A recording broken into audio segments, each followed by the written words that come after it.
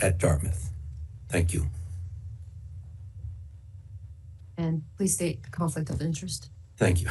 I have no conflict of interest. Thank you. Pagano. Yeah, good morning. I'm James Pagano, a retired emergency medicine specialist with over 40 years of clinical and administrative experience. Over the course of my career, vaccines have provided significant and at times life-saving benefits to hundreds of my patients. These have included tetanus, tetanus toxoid, flu, diphtheria, pertussis, hepatitis B immune globulin, and yes, COVID. I've also been vaccinated myself numerous times against all these diseases and toxicities. So I'm not anti-vax. I am pro the intelligent and informed utilization of these potentially life-saving medications in a manner that reflects the current state of the art regarding their benefits, the target populations, optimal dosing and timing, and yes, of their potential adverse effects in some people, and I have no conflicts.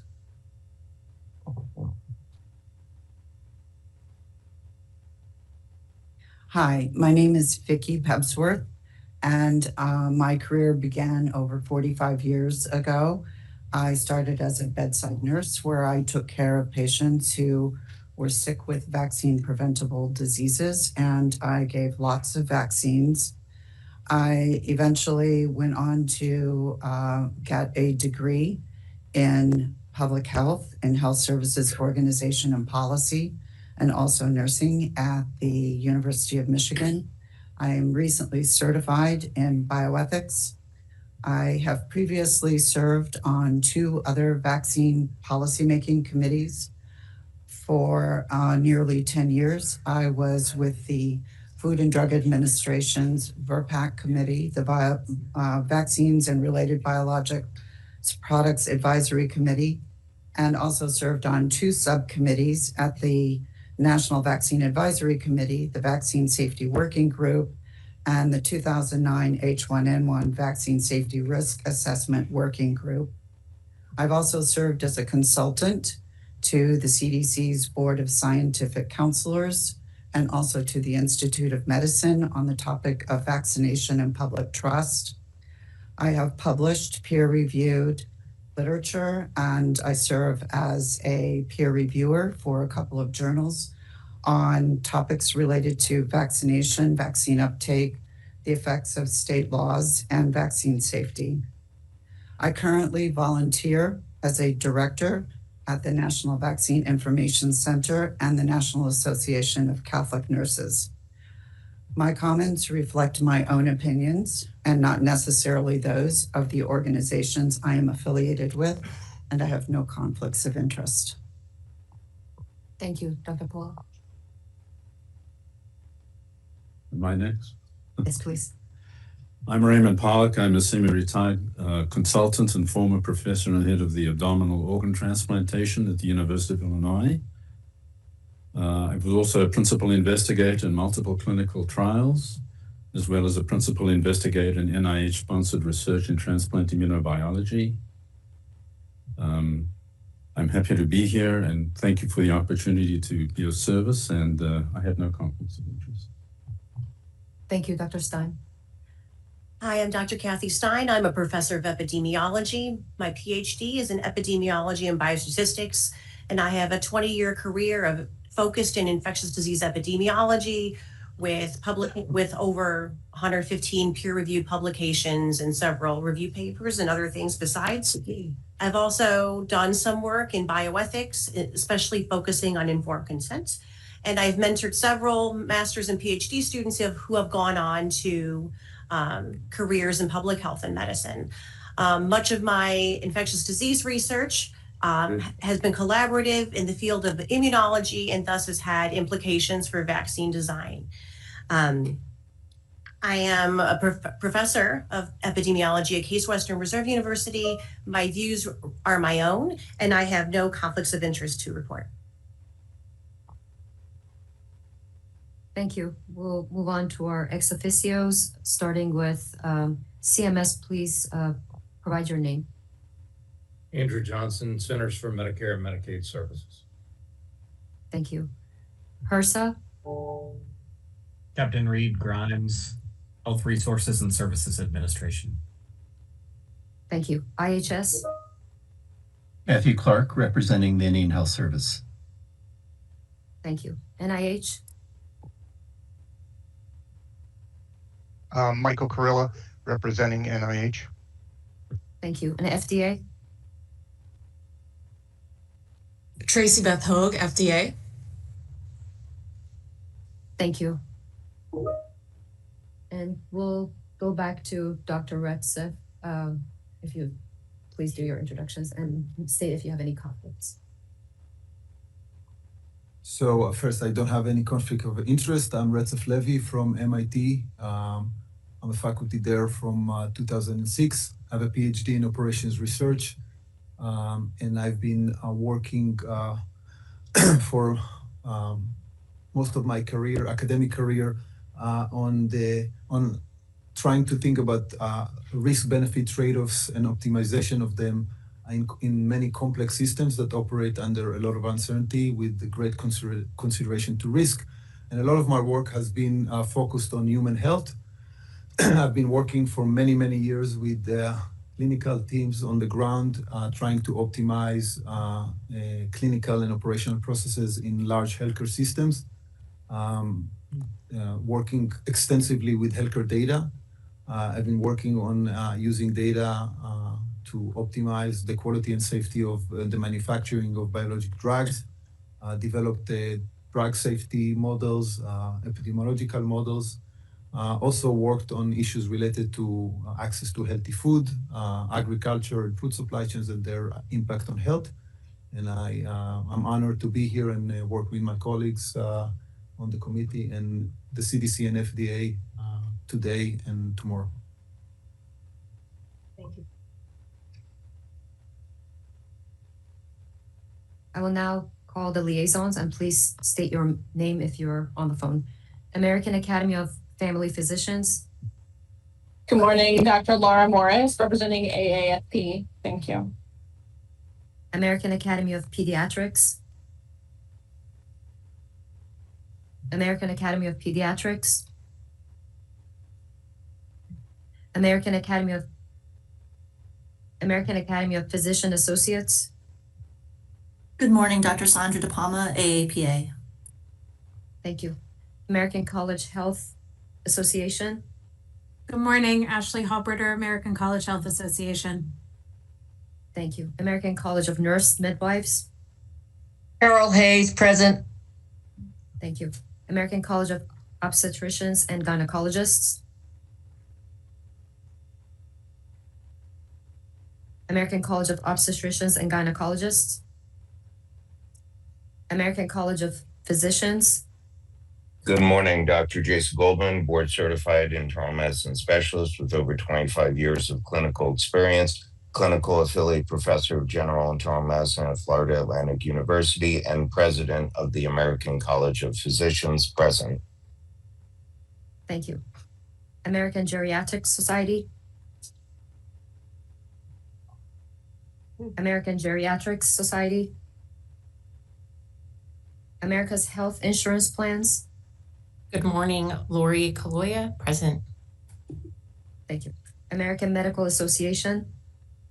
I'm Dr. Sandra Freihofer, practicing general internal medicine physician in Atlanta and adjunct associate professor of medicine at Emory, representing the American Medical Association.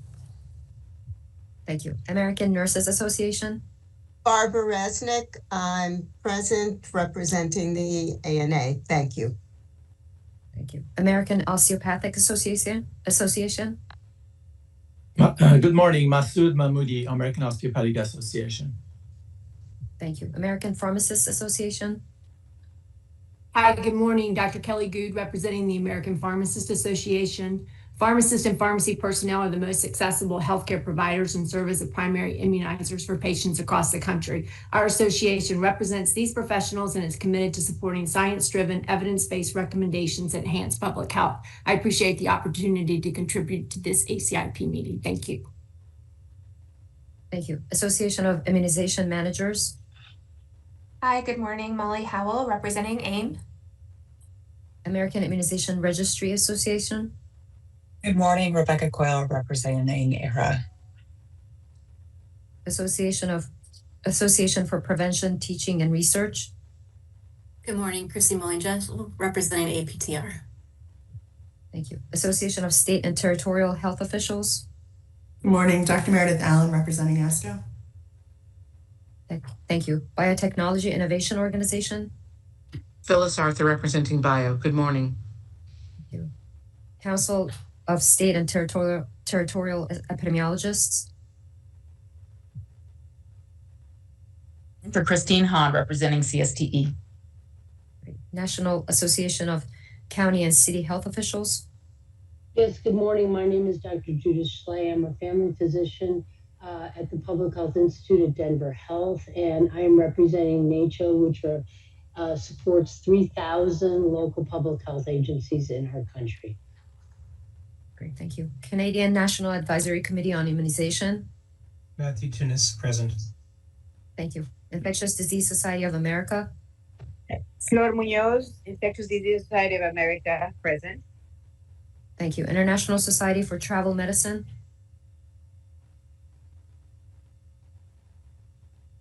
International Society for Travel Medicine.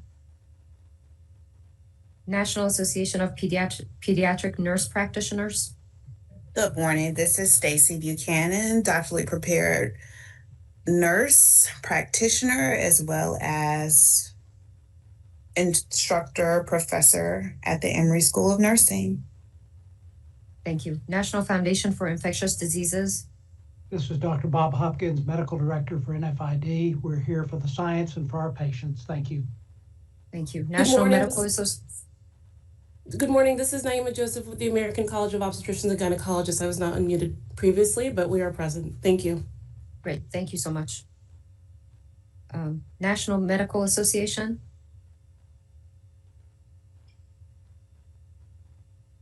National Medical Association. Pharmaceutical Research and Manufacturers of America. Yeah, good morning. This is Dr. Michael Barr. I'm a board certified and practicing emergency physician and chief medical officer at Pharma. Thank you. Pediatric Infectious Diseases Society. This is Grant Paulson with Pediatric Infectious Diseases Society. Thank you. Society for Adolescent Health and Medicine.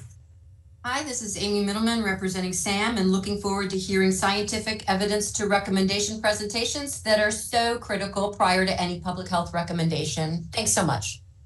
Thank you. Society for Healthcare Epidemiology of America. Society for Healthcare Epidemiology of America. Okay, thank you. I will turn it over to the chair. Thank you so much. Good morning. I wish to welcome all of you with a special welcome to the 5 new voting members of this committee. Most of all, I would like to welcome members of the public who are listening to these proceedings. We are currently experiencing heated controversies about vaccines. And the key question is, who can you trust? Here's my advice. When there are different scientific views, only trust scientists who are willing to engage with and publicly debate the scientists with other views. With such debates, you can weigh and determine the scientific reasoning by each side, but without it, you cannot properly judge their arguments. For this reason, I lament that the American Academy of Pediatrics has ended their participation as a liaison member of this committee. Neither have they accepted my invitation for an open public debate on vaccines with equal time for each, nor an invitation for private conversations. A few weeks ago, the CDC director was removed and 3 members of the CDC leadership resigned, citing divergent opinions about vaccines. On vaccines, this committee is the key advisor to the CDC director, but during her short tenure, she never contacted me as the ACIP chair about any of her questions or concerns, which would have been natural if she had such concerns. Neither was I contacted by any of the 3 CDC leaders who subsequently resigned, except for receiving a good suggestion by Dr. Daskalakis during the June ACIP meeting, which we adopted. Of the four, Dr. Jernigan has done important research on influenza vaccines, but the others are not vaccine scientists. Why would these CDC leaders ignore us instead of seeking advice from fellow scientists who have spent decades studying vaccines? With other CDC staff, I've had frequent and excellent interactions since I became the chair of this committee, as well as going 20 years back working with CDC. Some are very good, and the rest, they are fantastic. All are hardworking, and I cannot thank them enough for the work they're doing. After the four CDC leaders departed, 9 former CDC directors wrote an op-ed in New York Times, falsely claiming that members of this committee are quote, unqualified individuals with, quote, dangerous and unscientific views. This committee has a wide variety of vaccine expertise. Other committee members have already described their own credentials. As a professor at Harvard Medical School, I develop epidemiological and biostatistical methods for post-market vaccine safety studies that CDC regularly uses, including 3 methods used for CDC presentation at our last ACIP meeting in June. I have authored dozens of scientific articles about vaccines with vaccine scientists at CDC, FDA, at leading universities. And I dare to think that my contributions to vaccine research is highly regarded by my colleagues. Since we authored the same scientific articles, are my co-authors also unqualified and unscientific vaccine scientists? Of course not. The majority of our many vaccine safety studies did not find problems with vaccines. So by dismissing us as unscientific, the former CDC directors are de facto questioning not only us and our scientific research, but they're also questioning the safety of many childhood vaccines that we have shown to be safe. The fact is that we are honest vaccine scientists that let the data speak whether the results go in one direction or the other. That is always how science should operate. In April 2021, when CDC instituted a pause on the Johnson & Johnson vaccine against COVID, despite a vaccine shortage during the middle of a major COVID wave, I was the only vaccine scientist to publicly object to that decision, one that I believe led to unnecessary death among older Americans. After noticing blood clots in post-vaccination young women, it was reasonable to advise them to take another vaccine, but the decision to remove the Johnson & Johnson vaccine from all ages must be viewed as one of the most disastrous vaccine decisions ever made by CDC. Because of my public objection, I was fired from the CDC committee that was monitoring the safety of COVID vaccines. But 4 days after firing me, CDC lifted the pause as I had suggested. At this time, I was clearly the most pro-vaccine scientist in the country, while becoming the first person fired by CDC for being too pro-vaccine, simply because I chose to debate the science rather than go along with the crowd. As this committee clearly stated at our last meeting, we strongly support the use of vaccines. At our last meeting, all our decisions were pro-vaccine. This includes the vote to remove mercury for vaccines. Mercury is a known toxin, just like lead and cigarette smoke, and we should minimize exposure to such toxins as the effect is cumulative. If you had to choose between buying similar hot dogs with or without mercury for your kids, raise your hand if you would pick the mercury-containing hot dogs. Nobody would? FDA has banned mercury from beauty products such as skin creams and soaps. Vaccines are more important than cosmetics. Since there are equally good mercury-free vaccines, removing mercury has only positive public health consequences, while increasing the integrity and trust in the vaccine program. One of the CDC leaders that resigned cited our vote to remove toxic mercury from vaccine as a reason for his resignation. I found that surprising. In contrast to that, I want to take this opportunity to thank the many mothers and fathers who over many years have fought hard to remove mercury for vaccines. You have falsely been called anti-vaxxers, but your stance is not only pro-children, but also pro-science, pro-public health, and pro-vaccines. The members of this ACIP committee are committed to reassuring the public and restoring public confidence by removing unnecessary risks and harms whenever possible. That is a pro-vaccine agenda. While all Western countries recommend important vaccines, such as the one against measles, there's a wide variety in the recommended vaccine schedules. This does not make some countries anti-vaccine countries. The votes that we will take at this meeting falls well within the national variability seen between countries. We welcome scientific critique of any of our votes, as there are gray areas due to incomplete scientific knowledge. But false accusations that we and other respectable vaccine scientists are unscientific and dangerous anti-vaxxers, that just adds legitimacy to anti-vax positions, damaging both public health and the confidence in vaccines. Such false accusations are only logical if their purpose is political. Again, I suggest that you should only trust scientists that are willing to debate fellow scientists with different views. I hereby invite each of the 9 former CDC directors to have a live public debate with me concerning vaccines. They are Drs. Besser, Cohen, Fauci, Frieden, Copland, Roper, Thatcher, Schuchat, and Walensky.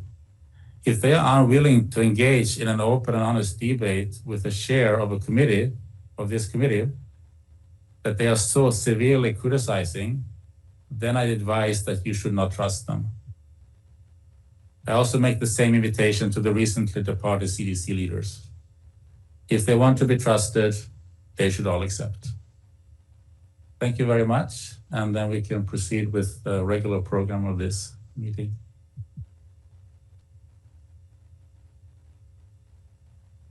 We have a short update on working groups. We have a number of working groups that are working hard, and that's where a lot of the actual scientific work is going on. And you will hear from some of these, the deliberation from some of these working groups at this meeting. We also have 2 new working groups that we are setting up. One working group on vaccines in pregnancy, and the other one is the childhood and adolescent vaccine schedule. Most of the working groups consider a singular vaccine or a group of related vaccines. But it's also important to look at interaction effects, or if it's best to do one vaccine before another, or concepts of the whole vaccine schedule. So that is what this new working group will be looking into. And of course, vaccines during pregnancy, we always have to be very, very careful and considerate, as with not just vaccines, but with drugs, of anything that we give to a pregnant mother because of risk of, for example, birth defects. So we will have those 2 working groups, and at some point in the future, we will be discussing the results of those working groups at these ACIP meetings.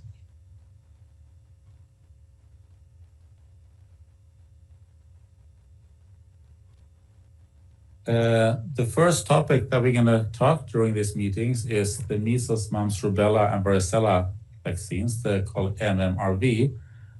This is the vaccines where protecting against all these 4 diseases in one vaccination, in one needle. And that is the vaccine that was developed to replace 2 separate needles, one for measles, mumps, rubella, MMR, and then a separate needle for varicella to reduce the number of needles that a child receives. We're first gonna hear about the background on MMR from Dr. Arjun Srinivasan from here at CDC. So please. Thank you, Dr. Koldoff. Good morning. I'm Arjun Srinivasan, Acting Chief Medical Officer in the National Center for Immunization and Respiratory Diseases at CDC, presenting today the background on measles, mumps, rubella, and varicella vaccine. Do we have those slides? There we go. I want to mention up front that this presentation does not include data on safety related to M vaccine, either pre or post licensure. Those data will be discussed next by Dr. Su. Next slide, please. Measles, mumps, rubella, and varicella cause significant health burden pre-vaccine in the United States. Highlighted on this slide are several severe consequences of these diseases. During the last major rubella epidemic in the US in 1964 to 65, in 1 year, 11,000 pregnant women lost their babies, 2,100 newborns died, and 20,000 were born with congenital rubella syndrome that causes deafness, heart defects, and developmental delay. Before the introduction of the measles vaccine, each year an estimated 48,000 hospitalizations and 400 to 500 deaths were due to measles. Pre-vaccine, mumps was the leading cause of viral encephalitis and sudden onset deafness. And for varicella, each year in the early 1990s, 10,500 to 13,500 hospitalizations and 100 to 150 deaths were varicella related. Next slide, please. The introduction of vaccines to protect against these diseases in the form of monovalent and combination measles, mumps, rubella, MMR, or measles, mumps, rubella, varicella, or MMRV, coupled with attaining and maintaining high coverage rates for more than 90%, led to dramatic reductions in disease burden in the US. Elimination of endemic measles in 2000, elimination of endemic rubella in 2004, a 99% decline in mumps cases by early 2000, and a 97% decline in varicella incidence by 2019. Next slide. Two options are available in the US for measles, mumps, rubella, and varicella vaccination. Combination MMRV vaccine or MMR vaccine plus varicella vaccine. Vaccination is recommended as 2 doses with the routine ages being 12 to 15 months for the first dose and 4 to 6 years for the second. The MMRV vaccine available in the US, ProQuad, manufactured by Merck, was licensed by FDA in September 2005 based on non-inferior immunogenicity of the antigenic components compared with simultaneous administration of MMR vaccine and varicella vaccine. The efficacy of the measles, mumps, rubella, and varicella components of MMRV vaccine was previously established in clinical studies with the monovalent vaccines. At the time of MMRV licensure, the burden of disease for these diseases was too low to perform efficacy clinical trials in the US. Of note, immunobridging trials are an established approach for the development of vaccines. Next slide.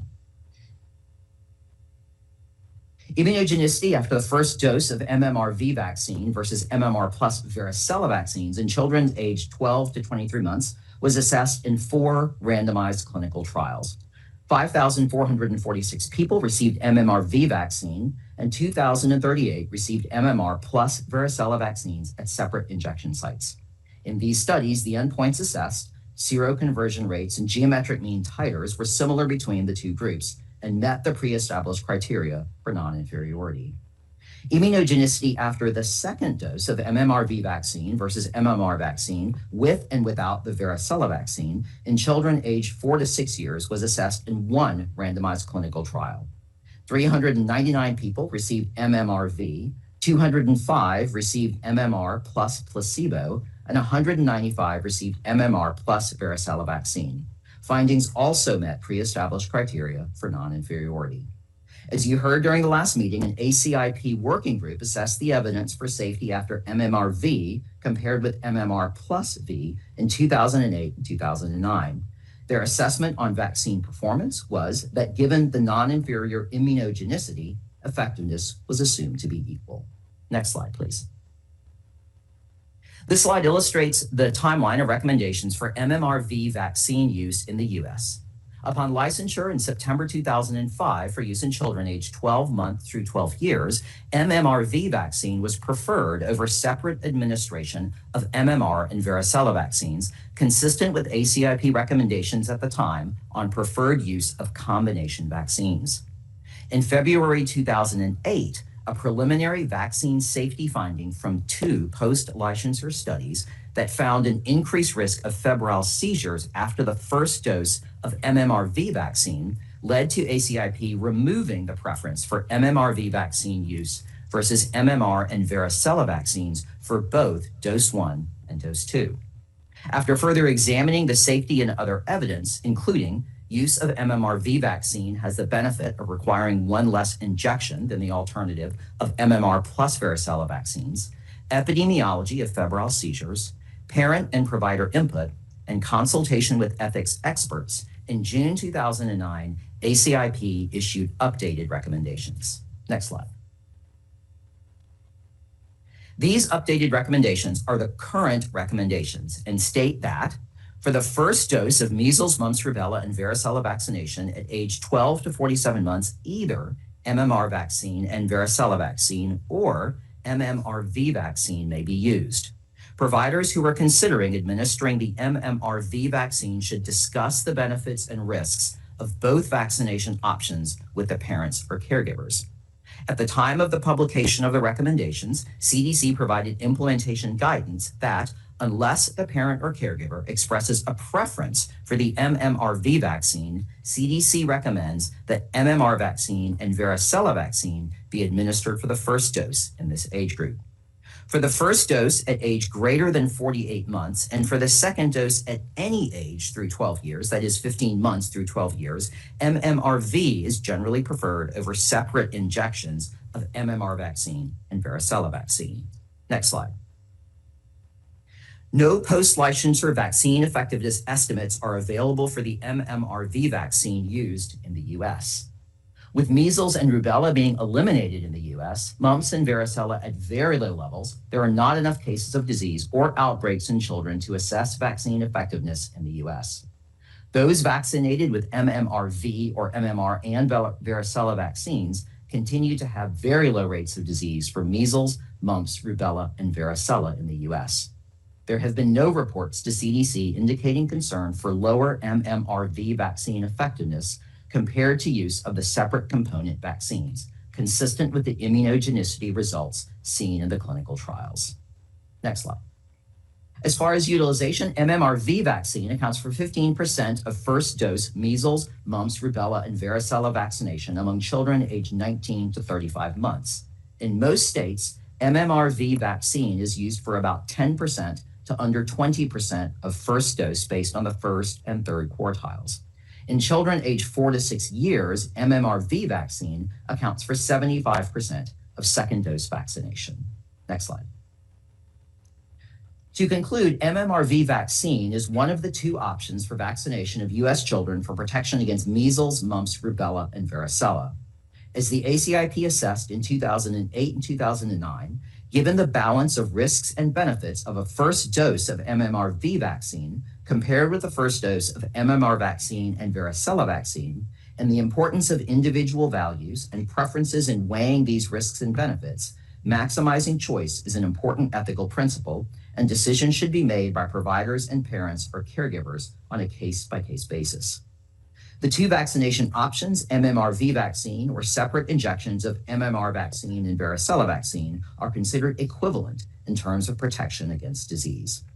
Due to the current recommendations, most MMRV vaccine in the U.S. is among children aged 4 to 6 years for the second dose of MMR and varicella vaccination. Vaccination for measles, mumps, rubella, and varicella has led to at least a 97% reduction in all 4 diseases compared with the pre-vaccine era. Thank you. Thank you so much for that presentation. From the members, do we have any questions or comments? Please, Dr. Milan. Yes. Could you address the issue of how much adjuvant there is in an MMRV versus an MMRV and varicella that are used separately? Is the adjuvant similar or different? Thank you. I'm going to ask my colleagues. We have a number of subject matter experts on the line who might have that information. Do we have the CDC SME room on the line? Does someone want to address that? Hi, thank you. This is the NCIRD SME room. There is actually no adjuvant in either of the MMRV or the MMR plus V vaccines. Thanks. Thank you. Joe? As many of the members have been interested in risk-benefit assessments, you described a great deal of the benefits, and you mentioned febrile seizures as a risk. What is your opinion about the risk-benefit ratio of harm from febrile seizures or harm from side effects versus the benefits for the individuals in the population? Dr. Su is going to present on the risk profile. It's not my position to comment on the risk benefits. Thank you. Dr. Malone? Yeah, I'd have a blanket statement regarding this topic area. Because of my prior work as an expert witness in the case of Kraling versus Merck having to do with mumps vaccines, because I signed an agreement to allow me to view extensive internal communications within two vaccine manufacturers, I am legally bound to not do any research or have opinions relating to these products because they include the mumps components. I just wanted to make that clear. I won't be voting, and I have no opinion on this consequent to pre-existing legal agreement from my years ago service as an expert witness in the case of Kraling versus Merck. Over. Thank you for that clarification. Vicky? Could you please clarify the difference in the amount of antigen for varicella in the two different options? Let me turn to the CDC SMA room and see if someone has the answer to that question. Thank you. Hi, this is the NCIRD SME room. Can we have our backup slide number 12?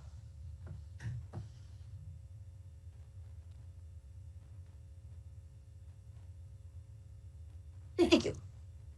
On the screen is the amounts, and we have another SME that can comment further. Yeah, so the viruses and viruses for measles, mumps, and rubella, it's the same between MMR and MMRV. The V component of MMR.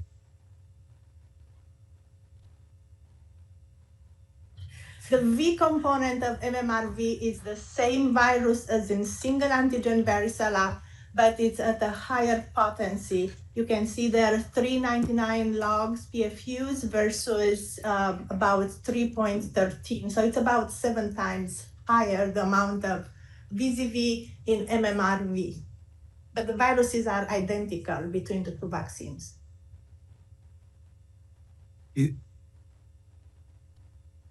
I want to remind everyone to please state your name before you speak. Thank you. Dr. Lava? Yeah, biological or clinical reason for that different amount of antigen? Why when it's being given as part of the MMRV, you need more versus separate? When it's given separately, what is the rationale for that? Yes, this is Dr. Mona Marin from NCIRD. The initial clinical trials done by the manufacturers had the same amount of V from the single antigen in the MMRV. And the antigenic response, the immunologic response to the V component was suboptimal. Therefore, manufacturers did several clinical trials with different potencies of VZV, and they ended up with this as the best in terms of immunogenic and adverse events. When this issue was discussed in 2008, 2009, the evidence seemed to lead to a potential interference between the measles virus and the varicella zoster virus when they are put in the same vaccine, in the same syringe. We have more a stronger response, immunologic response to the measles virus, more fever, more measles-like rash. But we have the same immunologic response after the single antigen varicella vaccine. So that's the reason. It was based on obtaining similar immune response. And what do we understand of the mechanisms that explains that? Like, I understand the outcomes that you describe. It seems that you observed some outcomes, but do we have a deep understanding of the biological mechanisms that can explain why we see different responses with different vaccines and different combinations? Yes. There is a final answer if the manufacturer is on the line and can elaborate further.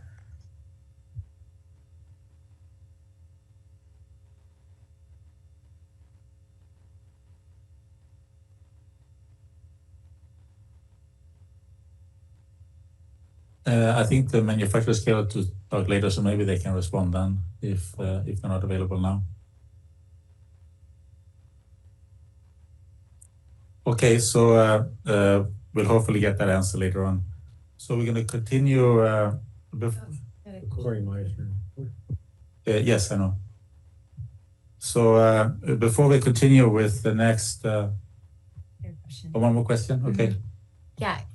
Could you clarify the evidence on immunogenicity after the first dose of MMR if the majority of children develop protective antibodies after that initial dose?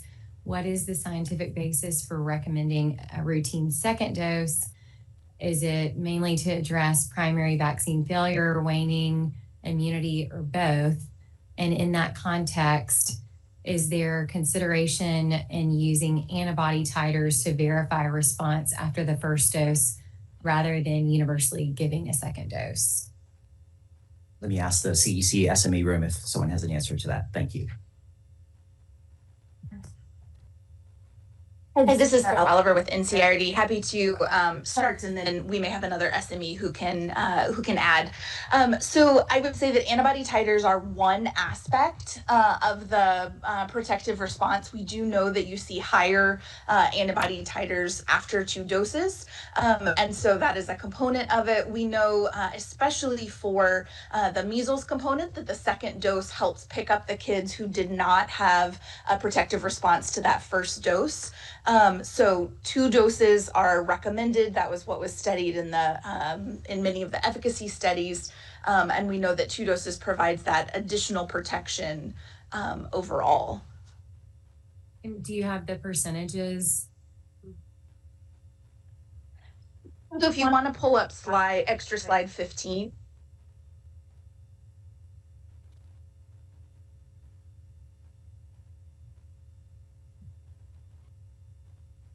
That has the seropositivity rates, the percent fold, rise in titer, and the geometric fold for multiple doses for the Proclad, which is the MMRV, or you can see the MMR plus Varivax in the bottom of each of those groups is the separate vaccines.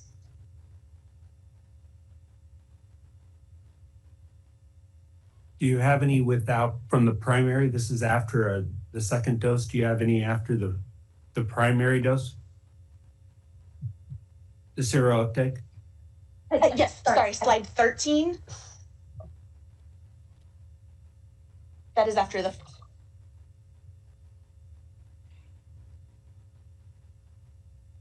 Pretty good uptake. Thank you very much. Dr. Cody Meissner, I have you for 2 topics. So if you address the MMRV Q&A now, and then the other one about the roll call, we'll do a little bit later. Thanks, Dr. Kuldorf, Shirley. I want to thank Dr. Serinovan, and I'm not pronouncing that correctly, but thank you for that overview.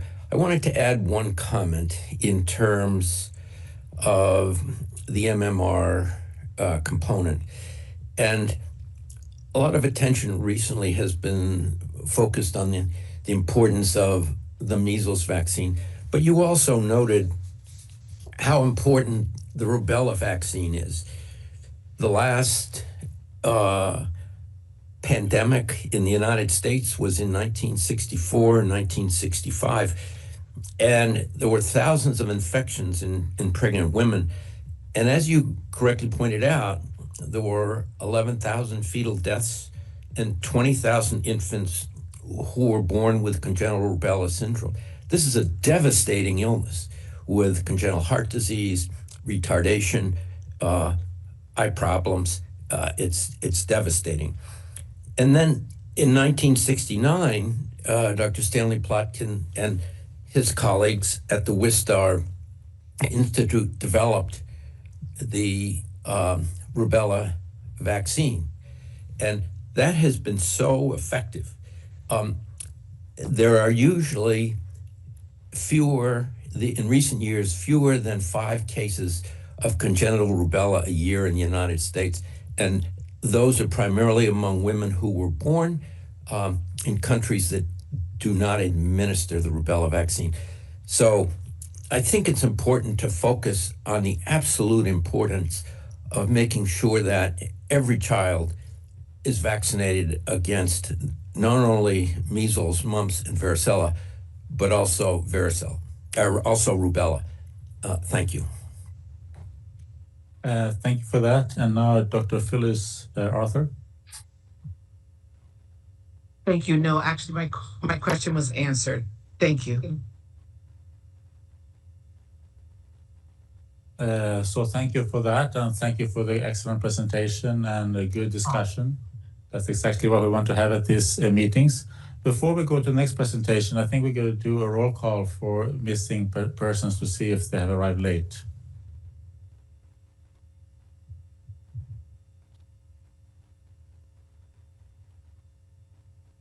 Thank you. American Academy of Pediatrics. American Geriatric Society. International Society for Travel Medicine.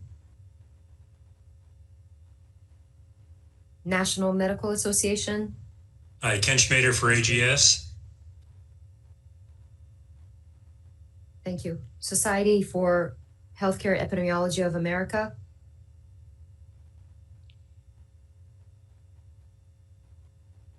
Thank you. And thank you for all of you. We are very grateful to have the vast majority of the liaison members here with us today. Dr. Cody Meissner.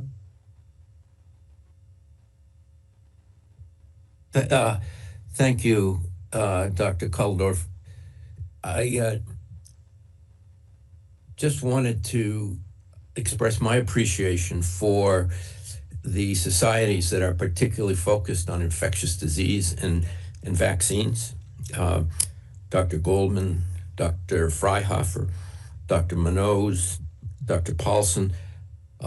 It's so important that they're here. And as I said last time, I think it's a grave mistake for the American Academy of Pediatrics not to participate in these discussions. I think what the AAP is doing is moving themselves to irrelevance.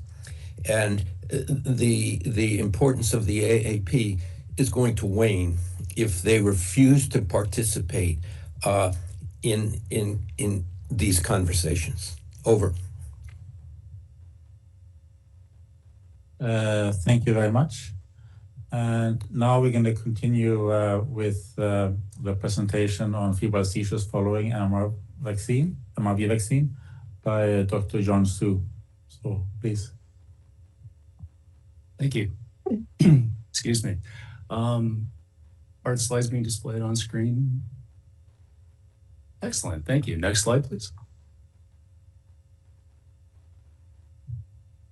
So the ACIP chair requested from the Immunization Safety Office a presentation on febrile seizures post-administration of MMRV versus simultaneous administration of separate MMR and varicella vaccines by 2 different age groups, 1 to 2 and 4 to 6 years old. Please use data both from randomized trials and from the Vaccine Safety Data Link, or VSD, presented from the VSD project. The next slide, please. So the material in the next few slides have been covered by Dr. Srinivasan, so I'll be brief. MMRV vaccine was licensed in the US in 2005. Interim recommendations in 2008 removed the preferential recommendation for MMRV, and updated recommendations were made in June 2009. Next slide, please. During February 2008 through June 2009, the MMRV Vaccine Safety Working Group reviewed multiple sources of data, including 2 post-licensure studies from Merck and VSD. Next slide, please. In brief, the 2009 updated MMRV recommendations included guidance stating that unless the parent or caregiver expresses a preference for the MMRV vaccine, MMR vaccine and varicella vaccine be administered for the first dose in children aged 12 to 47 months. MMRV vaccine remains generally preferred for the second dose. For more details on these recommendations, please see the May 2010 MMWR recommendations and reports. Next slide, please. The next few slides provide some background on the MMRV vaccine and on febrile seizures. Combination vaccines, like the MMRV vaccine, decrease the number of injections a child receives, increase vaccine compliance, and increase vaccine coverage rates. Currently, the MMRV vaccine is licensed for children 12 months through 12 years of age. The vaccine is routinely recommended for the following ages. First dose is recommended at ages 12 to 15 months. The second dose is recommended between the ages of 4 and 6 years. ProQuad is the MMRV vaccine product licensed for use in the United States. Next slide, please. Febrile seizures are defined as seizures that occur in febrile children or children with fever. By 5 years of age, 2 to 4% of children have had at least one febrile seizure. They occur primarily between the ages of 6 months and 5 years, with peak occurrence between the ages of 14 to 18 months. Like any seizure, febrile seizures are distressing and can be worrying.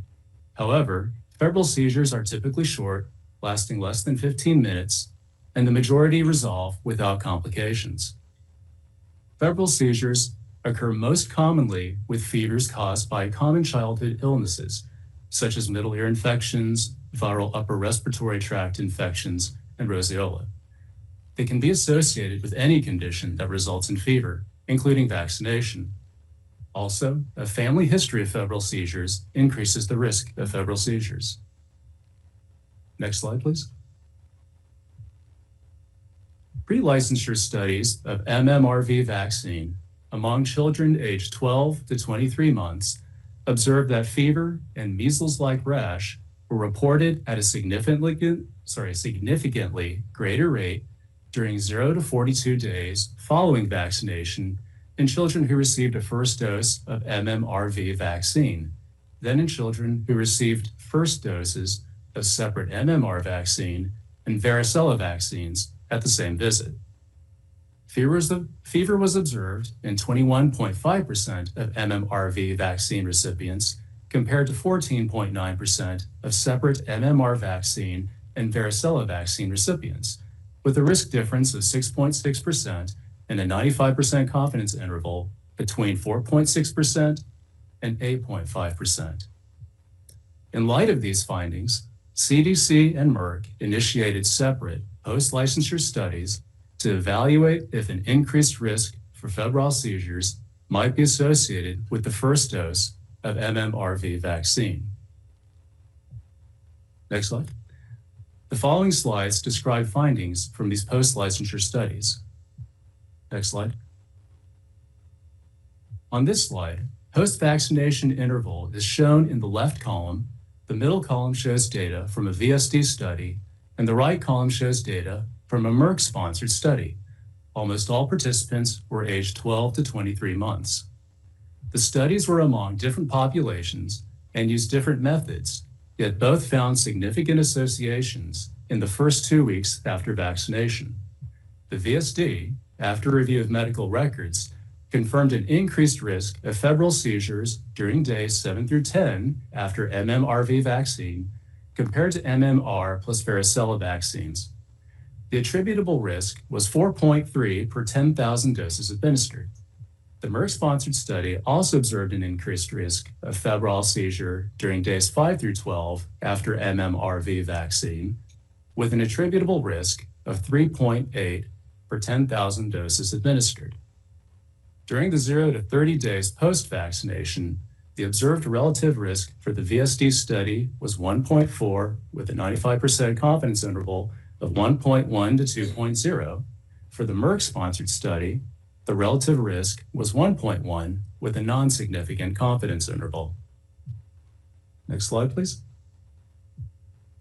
This slide shows outpatient visits in VSD for fever after vaccination among children aged 12 to 23 months during 2000 through 2008. The x-axis shows days after vaccination, and the y-axis shows the number of outpatient visits for fever per 100,000 doses of vaccine. The different colored lines represent the different vaccines. The chart shows that visits for fever increased after any measles-containing vaccine during days 7 to 10 after vaccination. The greatest increase occurred after MMRV vaccination. Temporal scan statistics revealed significant clustering during days 7 to 10 for all measles-containing vaccines, all with a p-value less than 0.001. There were no temporal clustering of fever visits after varicella vaccination alone. Next slide. This slide shows the same data, but for number of seizures after vaccination among children aged 12 to 23 months during 2000 through 2008.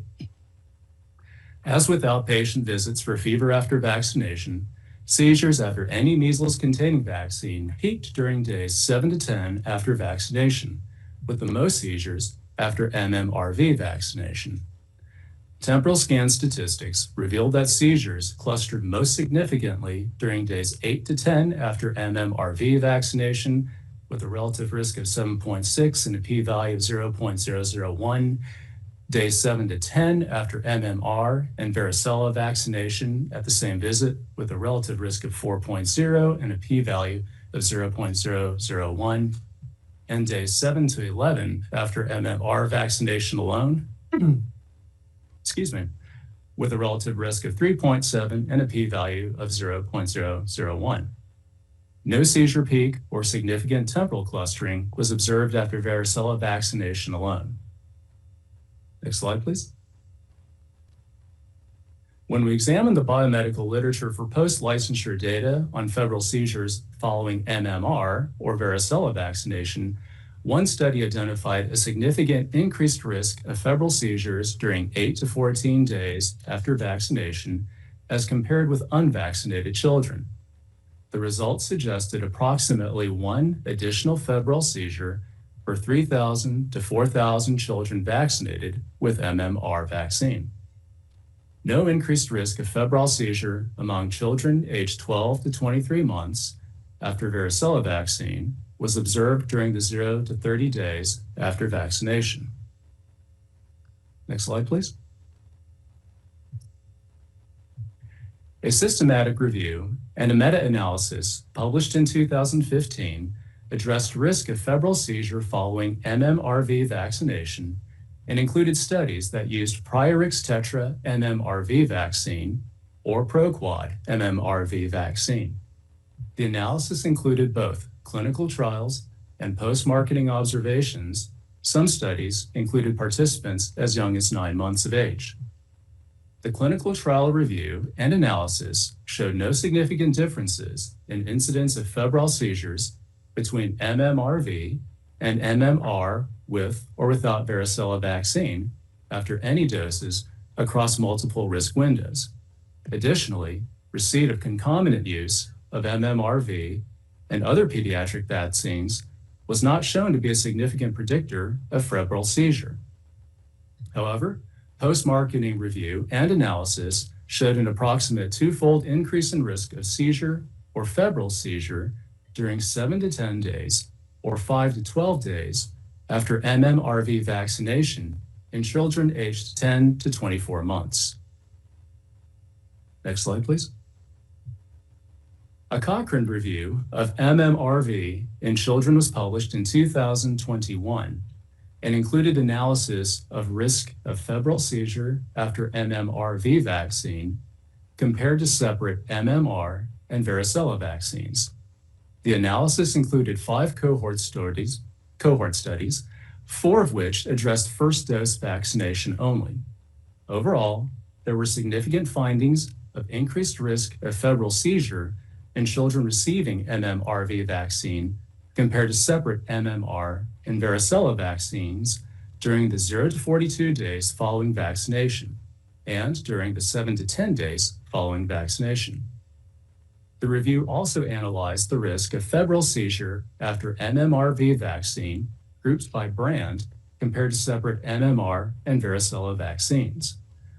Of the 5 cohort studies included in this analysis, 1 studied Priorex Tetra MMRV vaccine and included the study's original findings as well as post hoc explanatory analysis of results. The findings for risk of febrile seizure with Priorex Tetra MMRV vaccine compared to separate MMR and varicella vaccines were not significant. The 4 other cohort studies in the analysis showed significantly increased risk after Pro-Quad MMRV vaccine compared to separate MMR and varicella vaccines during the 0 to 42 days following vaccination and 7 to 10 days following vaccination. Next slide, please. In summary, post-licensure studies, both in the United States and in Europe, have assessed febrile seizures in children aged 12 to 23 months who received the first dose of MMRV vaccine and compared to children who received separate dose 1 injections of MMR and varicella vaccines at the same visit. Despite using different methods, populations of children, and different formulations of MMRV, the studies show remarkably consistency in findings. Next slide, please. In conclusion, studies have identified an increased risk for febrile seizures following dose 1 of MMRV as compared with dose 1 of MMRV plus varicella only during the 1 to 2 weeks after vaccination. The risk of febrile seizures occurring during other periods after vaccination is similar between receipt of the first dose of MMRV and MMR plus varicella given on the same day. Next slide, please. And next slide, please. MMRV is licensed as a 2-dose series with routine recommendation for the second dose of MMRV vaccine between ages 4 to 6 years. The risk of febrile seizures is lower among children aged 4 to 6 years than among children aged 12 to 15 months. In the Merck pre-licensure trials, lower fever rates were observed among children aged 15 to 31 months receiving the second dose of MMRV compared to after the first dose of MMRV. Similar rates for fever were observed among children aged 4 to 6 years receiving second dose MMRV compared with second dose of MMR and varicella on the same visit. Next slide, please. In the Merck-sponsored studies, among children aged 4 to 6 years, no febrile seizures were observed in either comparison arm. Next slide.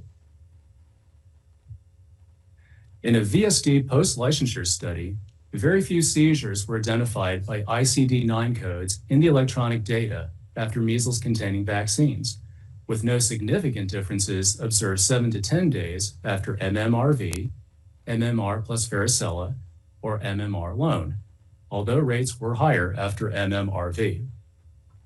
Next slide, please. Electronic medical record review of the 4 seizures occurring 7 to 10 days after MMRV revealed that 2 patients were diagnosed with afebrile seizures and 1 record was considered improbable as whether fever or an acute seizure had occurred was unclear. Thus, only 1 febrile seizure diagnosis was confirmed, and the absolute risk for febrile seizure 7 to 10 days after second dose of MMRV was 1 febrile seizure per 86,750 doses with a 95% confidence interval of 1 per, with an upper limit of 15,570, or 1.2 febrile seizures per 100,000 doses of MMRV. The upper limit of the 95% confidence interval indicates the risk 7 to 10 days after MMRV is no higher than 1 febrile seizure for approximately every 15,500 doses. Similarly, the risk of febrile seizures 7 to 10 days after MMR plus varicella is no higher than 1 febrile seizure per 18,282 doses of same-day separately administered MMR plus varicella. Next slide, please. The systematic review, published in 2015, included analyses of the incidence of febrile seizure and risk following the second dose of MMRV vaccine. Data from pre-licensure studies showed no statistical differences in the incidence of febrile seizure in children receiving MMRV alone compared to children receiving MMRV vaccine and one or more other pediatric vaccines at the same visit. Similarly, there were no statistical differences in the incidence of febrile seizure in children receiving MMRV and one or more kinds of other pediatric vaccines at the same visit versus those who received one or more other pediatric vaccines without MMRV vaccine. The systematic review also addressed the post-licensure VSD study from the previous two slides, which concluded that MMRV and separate MMR and varicella vaccines were not associated with increased risk of febrile seizures among children aged 4 to 6 years. Next slide, please. In summary, among children aged 4 to 6 years, data do not suggest that children who receive dose 2 of MMRV have an increased risk of febrile seizures after vaccination compared with those who receive dose 2 as MMR plus varicella vaccination at the same visit. Next slide. So to conclude, there's a small increased risk for febrile seizures after first dose of MMR and MMRV vaccines. The risk is slightly higher with MMRV combination vaccine after the first dose. Studies have shown a small increased risk for febrile seizures during the 5 to 12 days after a child has received their first vaccination with MMR vaccine. Studies have not shown an increased risk for febrile seizures after the varicella vaccine. There is no increased risk of febrile seizures after vaccination with MMRV vaccine in children aged 4 through 6 years. Next slide, please. I appreciate the opportunity to present these data and be happy to answer any questions. Thank you. Thank you, Dr. Super. Thank you, Dr. Super, for that very clear presentation. I have one question. So you mentioned vaccine coverage rates and that can be affected by whether you take one vaccine or another. And I think it can go maybe in both ways. In one way, children they don't like needles. So fewer needles might mean that it's more likely that they get vaccines.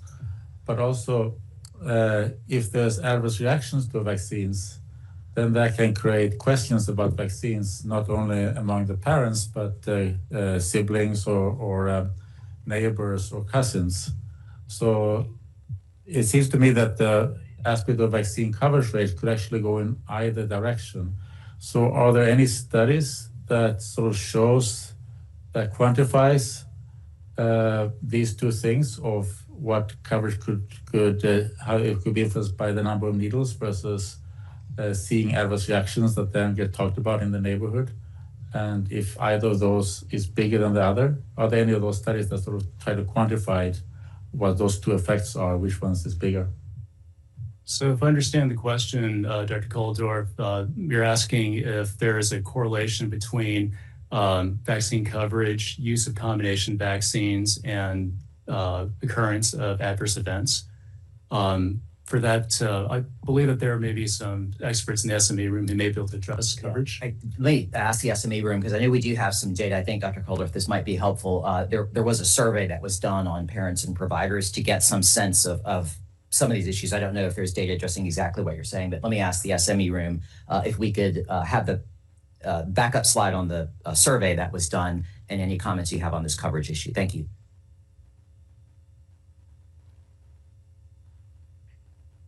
Hi, this is the MCRD SME room. Don't know if we have data specifically addressing that question. What we do have some data from the National Immunization Survey. This was published in 2024, and this was the National Immunization Survey Child COVID module. It did ask parents to please think about all other routine vaccines, such as those for measles, polio, and tetanus. And then overall, how hesitant are you about those other vaccines for your child? And the results showed that only 14% of parents with children aged 6 months to 4 years expressed hesitancy about those other routine childhood vaccines. So is that among the parents whose child had a febrile seizure, or what was the population there? This was a random digit dial survey, so children, all comers, not specifically targeted towards parents whose children had had a febrile seizure. So my question is, if a child has a febrile seizure, is one of these 1 of 2,000 who has a febrile seizures because of MMRV instead of MR plus V. So how does having the child having that febrile seizure, how does that affect the parents' willingness to give children subsequent vaccines for that child, or vaccinating the siblings, the younger siblings later on? Or how does it affect, because they're going to mention this to the neighbors or the people in the preschool or whatever, how does it affect sort of then their friends, their neighbors or friend circles, or their siblings' tendency to get vaccines, or their cousins or whatever? So that the fact that there was an unnecessary febrile seizure, how much that influenced the hesitancy or tendency for others around them, as well as their family, to get vaccinations, because that affects the coverage. It's not just the number of needles, that also affects the tendency to coverage of vaccines.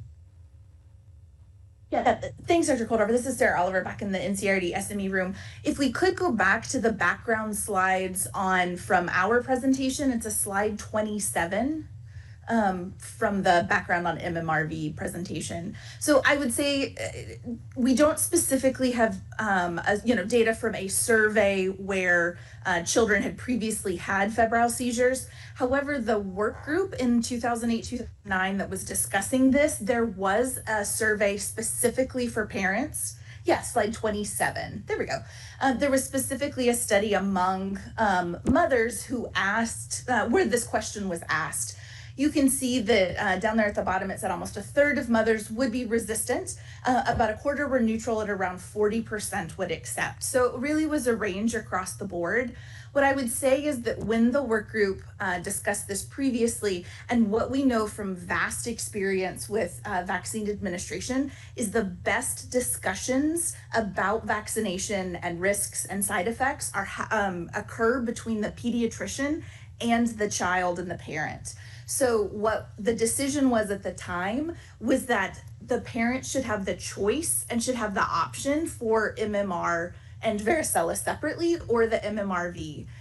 The risks were made known, and the recommendation from CDC was that the pediatrician include that in the discussion, but that the parents should have that discussion. So the pediatrician is the best one who would be able to understand that family and know the balance of benefits and risks for that specific child in that specific situation. Thank you. I understand that we don't. Thank you. I understand that we don't have data, and that it's very hard to sort of quantify how much vaccine hesitancy would increase through these additional febrile seizures. So we have a few other comments. We have Dr. Cody Meissner first.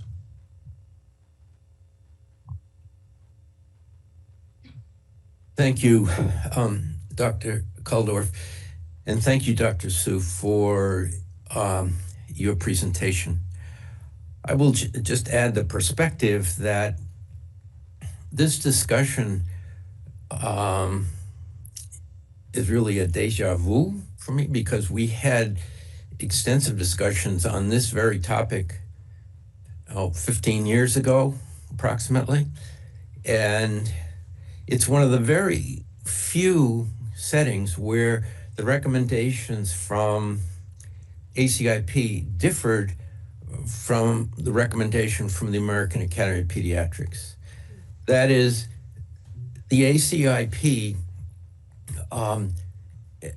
felt that the doctor could administer an MMR plus a V.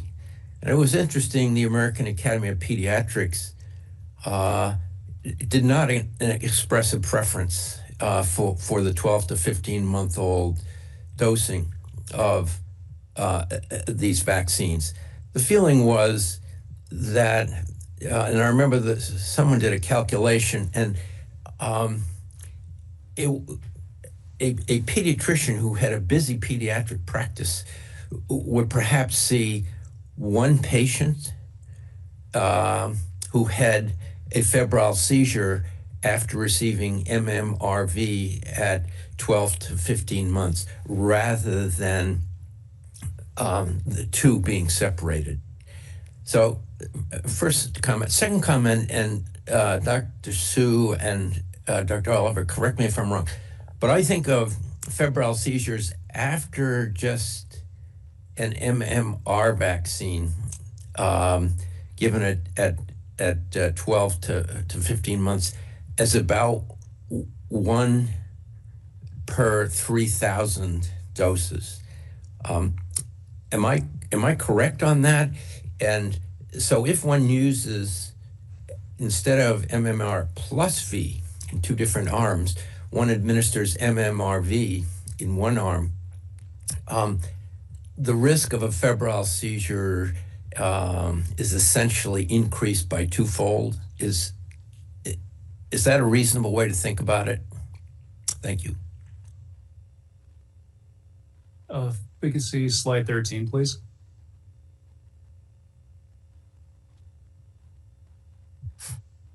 So in this slide, previous studies have demonstrated that after MMR, there is observed additional risk of 1 per 3,000 to 4,000 children vaccinated. So when you say twofold increase in risk, that is correct, sir. Right. And then the other point regarding an MMRV at 4 to 6 years of age is that, and I think you said this, that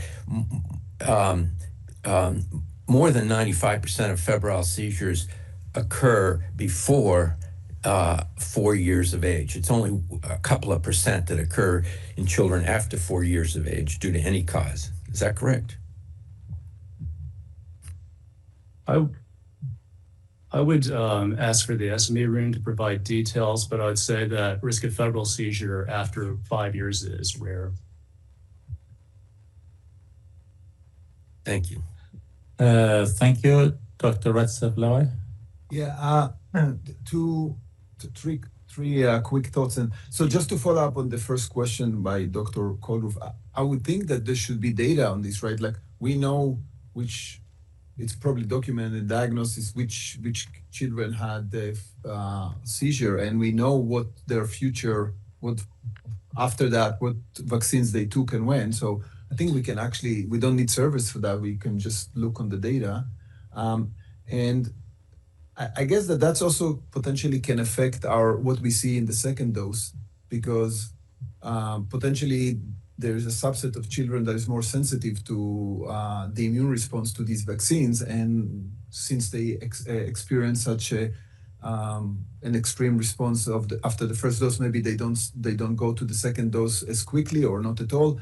So I just would caution the fact that we don't see after the second dose does not necessarily mean that there is no potential mechanism here, but potentially it's a kind of a survival bias thing. But maybe one thing that bothers me is that we are focusing on symptoms, and I'm not sure we have a good mechanistic understanding of what's going on here. It seems that on the face of it, it seems that there is one vaccine with higher level, higher dose, higher quantity of the antigen that seems to cause, at least for some of the children, a more extreme immune response.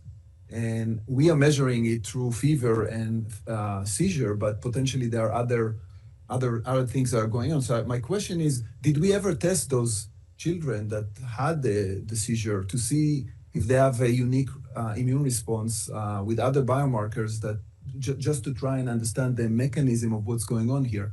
Because from a safety perspective, I'm very concerned when we just focus on what we measure and we don't try to get to understand the biological mechanisms that are taking place here. And yeah, I know it's not easy, but it doesn't look like we are making any real effort to understand this.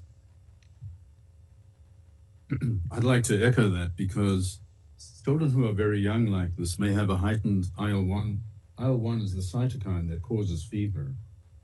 And so the question for the manufacturer and for those who study this is whether IL-1 or other cytokines were measured in the serum of these children who were febrile.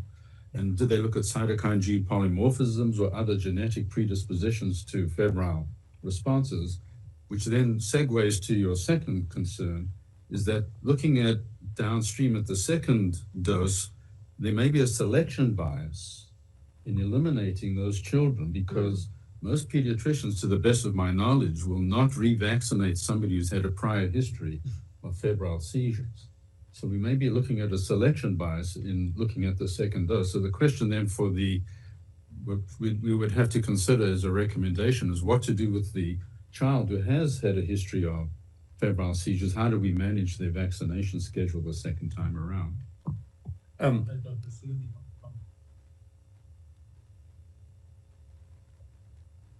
With regard to biological mechanisms? Yeah, were IL-1 levels measured by Merck or any other investigators in looking at febrile seizures or the genetic makeup of these children? I would defer to experts perhaps in the SME speaker room with regard to biological mechanisms. And then the second question was to emphasize what Richard said was, is there a selection bias then in looking at the incidence of febrile seizures for the second dose? So that's we don't have to get a response to every comment here, so that's perfectly fine.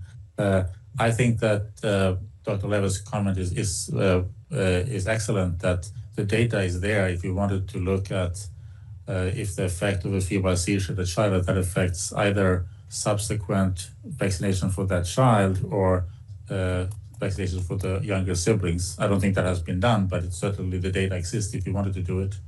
I think next on the list is Dr. Milhon. Yes, thank you. I just wanted to remind everybody that a febrile seizure is diagnosed retrospectively. A seizure happening to a family for 15 minutes is an enormous long time for a child to seize. So just when we talk about these things, and do I see in my practice that if a family has had a febrile seizure, are they excited to get the next vaccine? No. Am I excited to give them the next vaccine? No. It opens my eyes.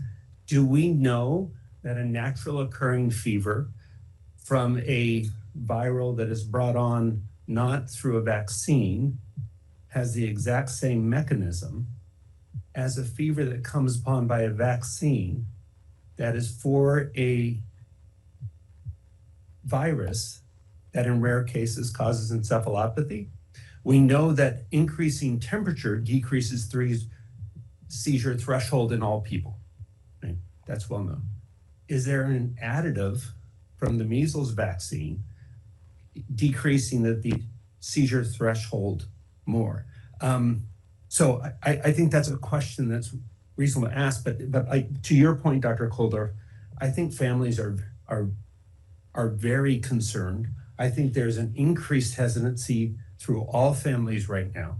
And I think that that's what we're here to do, is try to give them the best benefits of these things as we can. Do we know, have the febrile seizure children seen first dose? Do we have long-term follow-up on all those kids?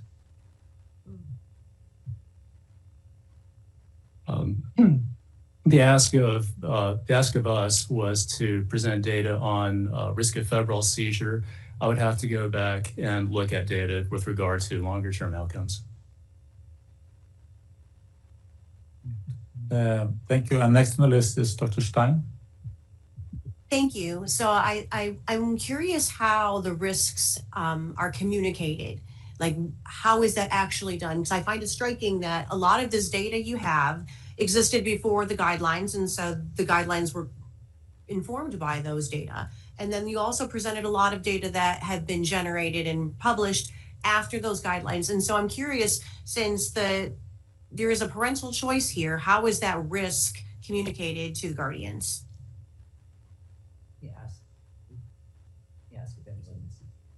Let me ask if anyone in the SME room has the knowledge of that from the MMWR. Was there language in there on how to communicate, or has CDC produced documents on how to communicate? I'm not sure. I'm seeing if anybody knows. Yeah, NCIRD SME room. We developed one-pagers for providers, how to talk to the parents. It was in a table format. These are the risks, these are the benefits, this is what it means. And we also, I think we developed a one-pager for parents to be aware of this increased risk with MMRV versus MMR plus V. So yes, we provided, call them communication materials to help pediatricians discuss this risk in a way that the parents would understand. And this is Dr. Oliver. If we look at the usage data too, we know that 85% of the kids who are getting these vaccines are getting them separate at that first visit. So it's 15% kind of on average of kids that are getting MMRV at that first visit. Presumably after, again, the discussion with the pediatrician and the provider over kind of the risks and the benefits. Thanks. Thank you. Next one is Dr. Griffin. Thank you. Thank you for your presentation. There are studies that are suggesting lasting neurologic impacts in children. So I was wondering if there are any studies that the manufacturer or others are performing for children education performance. You mean children after seizure?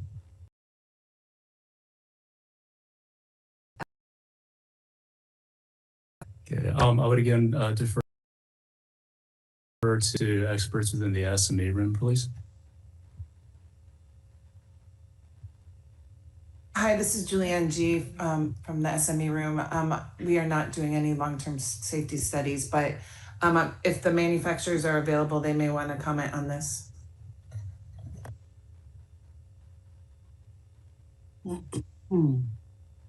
And my comment to this would be, the product has been licensed since 2005. It would be helpful for parents to have that awareness or that reassurance that these studies are performed.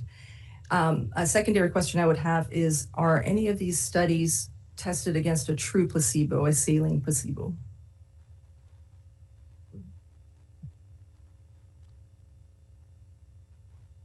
I'd have to get back to you on that one. There are most of the studies that I've seen are in comparison of MMRV versus MMR plus varicella separately. There were one or two studies where, well, I'll hold over there and I can get back to you with a firmer answer if desired. It is difficult to decipher then the risk if we're comparing MMRV versus MMR plus V. Then does this not automatically hold us to a confounding factor? The retort to this typically is that it is unethical to hold a vaccine versus true placebo study because it's unethical, because the sentiment is that the vaccine is considered safe and effective. However, I think that is probably the most ethical thing to do in a day and age where parents are, through full informed dissent, not getting their children vaccinated. And I will share from a perspective, I have seen parents who have opted to not vaccinate their children be some of the most educated people I've spoken with, bringing in studies and showing their rationale for not vaccinating. And so in this day and age where we do have, I believe, a rising percentage of parents who are not vaccinating in an informed manner, I feel that it is ethical to invite those parents for such a study and say, okay, since you are making this informed choice, let's study this. So I think I would invite that idea to have a true placebo study. Thank you. Let me ask the IRD SME room if they have a comment on on this issue. Thank you. Yes, we'd like to add that a placebo study would be a randomized control trial. And in that case, you cannot, if you select only people who avoided vaccination or who expressed an interest to not being vaccinated, there may be confounders introduced. They may, the children, maybe they had some experience with adverse events, so you cannot select participants based on their willingness. They have to agree to be part of either the study group or the control group. Yeah, the point of a randomized controlled trial is that they have the exact same likelihood of receiving the placebo or receiving the vaccine. So the families would have to consent to that. And I think at a time where we're seeing the highest measles cases we've seen in many years, it would be concerning to ask parents to risk the chance that they would receive a vaccine that would not end up protecting them from measles, mumps, rubella, or varicella disease. Yes, thank you. I do appreciate that answer. I would push back that in today's day and age, parents are asking for more such studies, and even if it is in more observational studies of vaccinated versus unvaccinated, that the populace would welcome this. Thank you. Just one comment. One way to do ethical vaccine trials with the placebo control is to randomize them to the timing of the vaccine.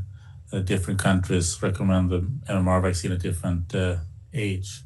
So one could randomize it, for example, giving them at age 12 months versus giving them at age 18 months, for example. So one can do randomized placebo control trials in an ethical manner to also then, so that's possible. But we'll continue with the list here. Dr. Blackburn? Yeah, so in reviewing the studies on MMRV or MMR plus V, I noticed that they were designed with both vaccines given on the same day. Could you explain the rationale for conducting the trials this way? Wouldn't simultaneous administration of the MMR plus V yield similar adverse results, similar febrile rates as the combination product MMRV? Whereas evaluating these vaccines when separated by at least 28 days might provide clear insight into differences in potential adverse reactions. Given that the typical pediatric visit schedule includes visits at 12, 15, 18, and 24 months, there would be opportunities to administer the vaccine separately, and was that considered in the study design? I'll ask if anyone in the SME knows, if SME room knows if that was considered in the study design.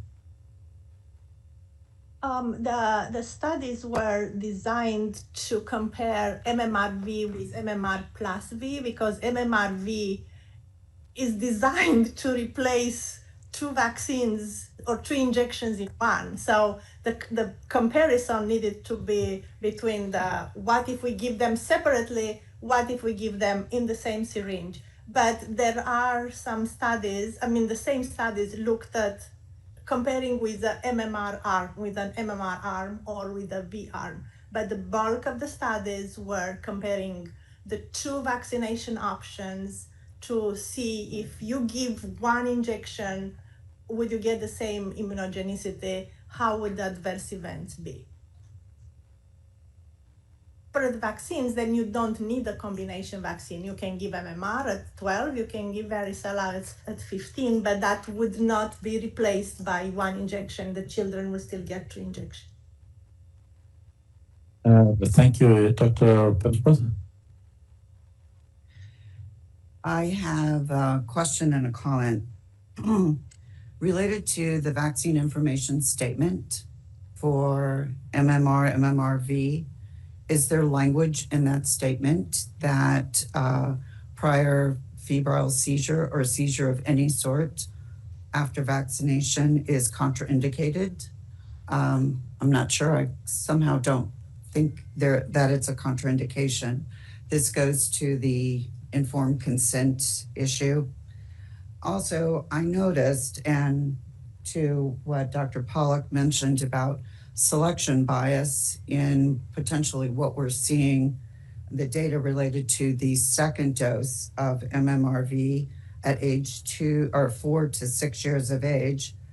I noticed that the VSD data did note both febrile and afebrile seizures, although it was not statistically significant, but it kind of raises the question about non-significance, maybe because of selection bias, but also I feel like we need to address the assumption, it sounds like, that febrile seizures are largely benign. I'm not sure what the clinical significance is of these seizures. What do we know about them? And is this goes back to, should that end up being a contraindication to ever getting that vaccine again?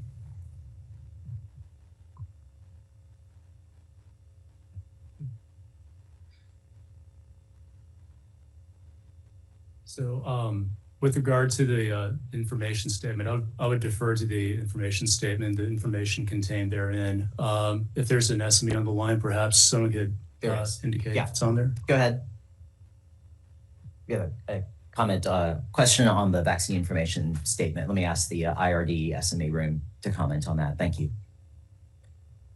Yes, we can report that the vaccine information statement for MMRV does contain a sentence that says, talk with your healthcare provider if you have a history of seizures or has a parent, brother, or sister with a history of seizures.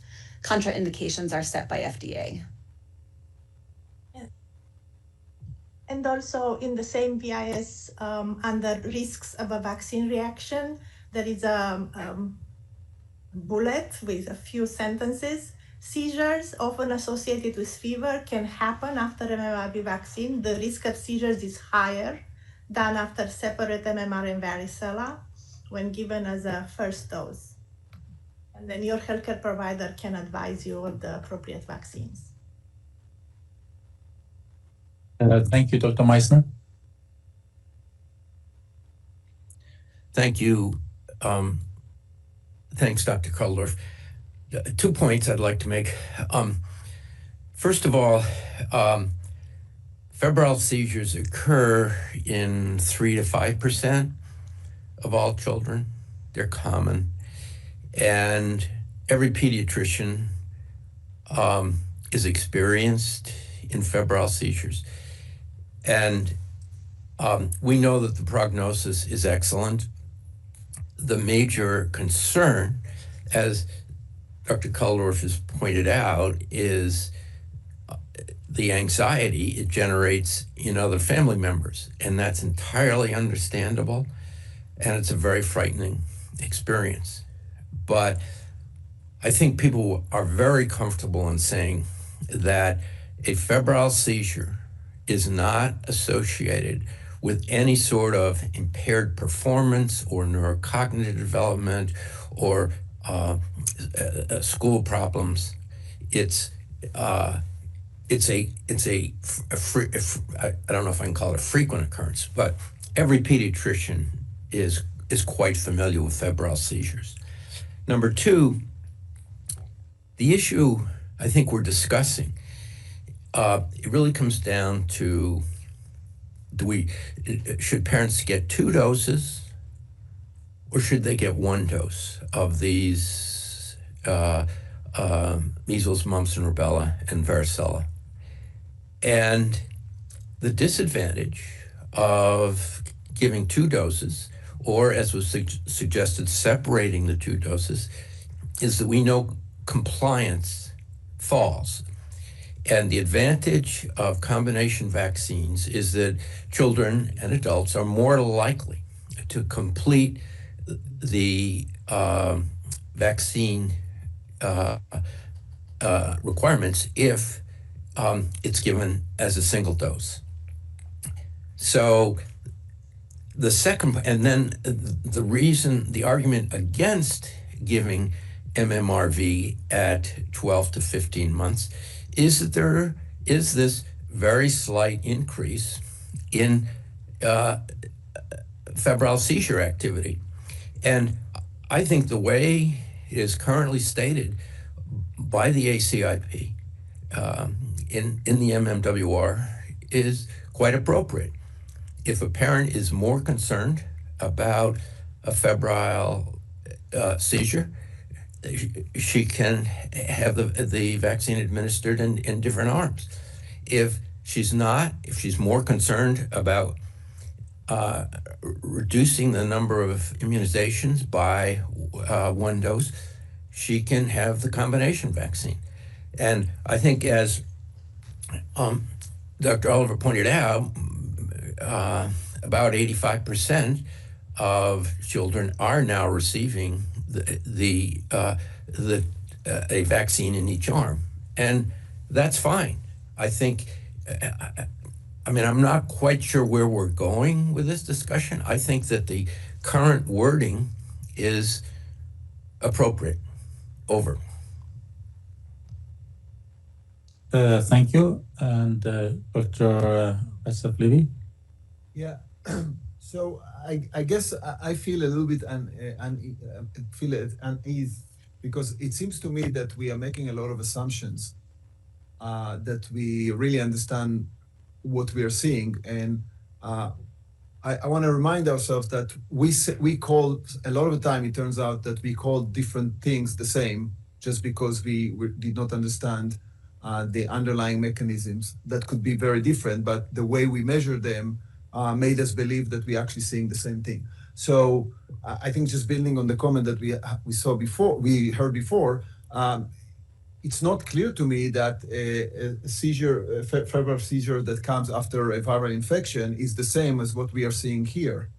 And I think we need to investigate that because if it's not, potentially our assumptions about the long-term and the short-term implications may not be true. So I think we need to adopt a little bit a safety approach that doesn't just limit ourselves to what we measure, but also recognize that what we measure is limited, and we need to try and understand the mechanisms. And I have to say, I'm listening to discussion, and my impression is that we don't really know what's going on, other than that the fact that a vaccine that has a higher level of antigen seems to cause more frequent events like this.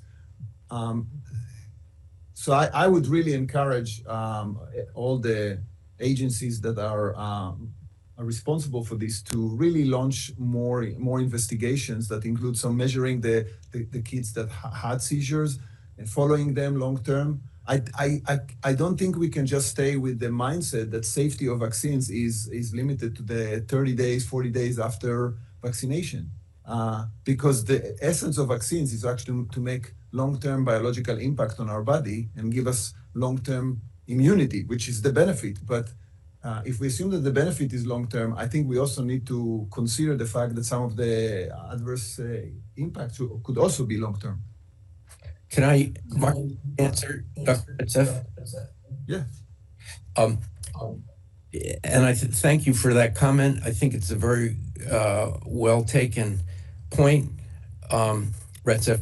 My response is that febrile seizures are pretty well defined. We know, for example, that a febrile seizure obviously occurs when a child, usually less than 5 years and usually less than 4 years of age, has a fever. It's a generalized seizure. That is, it doesn't involve one limb or another. We know that it lasts, it's been defined as lasting less than 15 minutes, and usually they last just a few minutes. So they also do not recur within 24 hours as part of the definition. So we have a pretty reasonable definition of febrile seizures, and the vast majority of febrile seizures do not occur in association with vaccines, as we're saying. So just for one, I'm not sure putting limited resources into this activity will give us the greatest bang for the buck. I think that we're so familiar with, as a pediatrician for more than 30 years, we're so familiar with febrile seizures, and I think most pediatricians would say that the prognosis is excellent, apart from the emotional impact on the family. Over. Thank you. We have time for two more persons, then we're going to have to end so we can move forward to the statement from the vaccine manufacturer. So the next is Dr. Mulholland. Thank you. As someone, I'm not sure how many on this committee actually do an electronic medical record. I know that there's a lot of dependence on the ICD codes that are generated. And I've heard that some people consider if there is an ICD code generated on a certain condition of a child, then that didn't happen. I will tell you, as a practicing physician, the amount of time I can spend trying to look up ICD codes to make sure that every one of them is there and exactly the precise ICD code that the child has is often time prohibitive. I think that it's important that when we look at data, we look at clean data. And I think the cleanest way to have clean data is to have an ICD code that is febrile seizure temporally related to a vaccine. And then you have a febrile seizure that's not. If we're going to be looking retrospectively at ICD codes, I think this is very important. But I also encourage people who are not in clinical medicine, who are using ICD codes to generate research, that these are not perfect. These are not a perfect data set. So those are my thoughts. Thank you. And the last now from Dr. Petsworth. I just want to thank you, Dr. Meisner, for your comments and your clinical expertise on this. But I want to push back just a little bit and note that there is a study out there published in 2023, the long-term neurodevelopmental outcomes of febrile seizures and underlying mechanisms, that states both clinical and animal studies show that febrile seizures have detrimental effects on neurodevelopment that cause attention deficit hyperactivity disorder, increased susceptibility to epilepsy, hippocampal sclerosis, and cognitive decline during adulthood. However, the mechanisms of febrile seizures and developmental abnormalities and disease occurrence during adulthood have not been determined. So it goes on, but I think this is a topic that merits being put on the agenda at some point to evaluate as part of the safety work that we need to be paying attention to. Thank you so much, and thank you for a very good discussion. And again, thank you for that presentation, Dr. Su. The next one is, I think we have a comment from the MMRV vaccine manufacturer. Are you on the line? Yeah, can you hear me okay? Yes. Yeah, thank you. Please go ahead. Yeah, this is Rick Haupt. I'm the head of infectious disease and vaccines, medical and scientific affairs at Merck. And for the record, I'm a pediatrician and saw many children die from infectious diseases that included pneumococcal, Hib, and varicella. And now these are all vaccine preventable. I'd hate to go back in time to a period when we saw invasive diseases.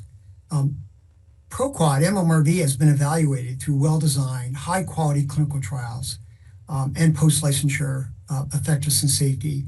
And those data have been shared with regulatory authorities, public health agencies, medical societies, and have been published in journals. This issue of febrile seizures, the slight increased risk after the first dose, was initially described by an observational study that we conducted with Kaiser in 2009. So this has been something that's been well described for 15 years now and has led to the current recommendations, which are that there is no risk for the second dose, so it's preferred to give MMRV for the second dose. But for the first dose, the preference is for separate MMR and varicella vaccination to be given. But the language allows for a provider and or family to select MMRV as the dose given in the first dose. As we've discussed this morning, that has led to about a 15% utilization, but the vast majority of children receive separate MMR and varicella at 1 year of age. It's important to note that evidence indicates, and major public health organizations and professional societies agree, that combination vaccines improve completion and on-time vaccination, leading to higher adherence and fewer delays in disease vaccination, or disease prevention, sorry. And recent CDC surveillance data reveal a troubling decline in kindergarten vaccination coverage, where rates for measles, mumps, and rubella, potentially serious and fatal diseases, have fallen below 95% threshold, which is required to sustain measles herd immunity. Considering these trends, any policy decision that compromises the clarity or consistency of vaccination guidance for MMRV has the potential to further diminish public confidence. I think that's really important in your deliberations, and I thank you. I can go back and answer some of the questions that you may have had for us. The one point I would make is that there was one question about what do we understand about the immune response and why was there a higher amount of antigen for varicella that was put in MMRV. And it's important to know the increased antigen was only for varicella. There was no change to the antigen content for MM or R in the combination vaccine. And it's essentially related to what was needed to demonstrate an appropriate immunological response to show non-inferiority of the immune response of MMRV compared to the separate MMR and V. And it's very likely that this relates to local interference of the antigens when they're given in the combination product. That's all from me. Thank you.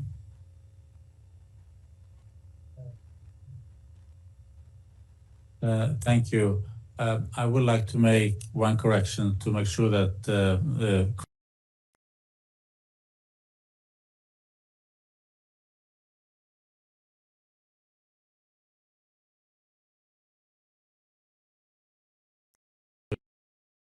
deserves the credit for finding that out. It was done through the vaccine safety data link and its rapid cycle analysis, where the CDC evaluates new vaccines with weekly data feeds. And it was detected, I think, after about 25,000 doses. So it was a very quick detection, and it shows the excellent work that people here at CDC and in this particular VSD is doing to monitor the safety of vaccine. Are there any other comments or questions on this presentation? Dr. Hibbelin. A brief comment concerns that we are looking at a risk benefit of febrile seizures, which may or may not have long-term consequence, likely not, as compared to falling below a 90% coverage rate for herd immunity.